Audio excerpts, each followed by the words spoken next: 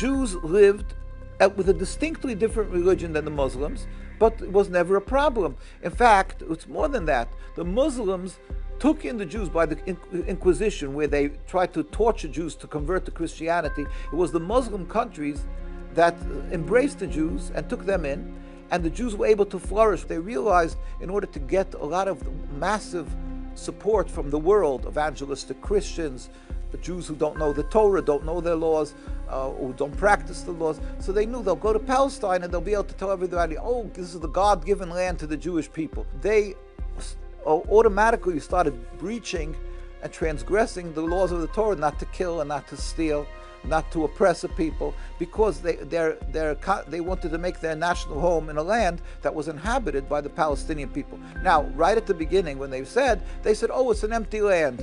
And if anybody stood up against them, they said, because you hate the Jews and you're an anti-Semite. They treat us like the worst terrorists in the world. When a boy or girl turns 17, they become a criminal, even if they're not demonstrating, because we refuse to serve in the IDF.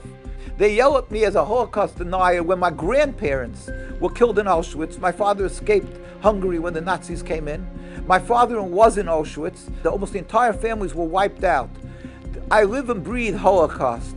How dare they claim that we're Holocaust deniers? But that's just part of that, the vile Zionism, that they have the power of the most expensive PR and the power of AIPAC that influences, put pressure on politicians to be silent. That is what they're afraid of. The people who stand up and reveal the truth, that Judaism is a beautiful, and we live together with Muslims, and we are thankful to Muslims, and we don't want what's happening to the Palestinians. We cry with the Palestinian suffering. That is what they're afraid of. The world will wake up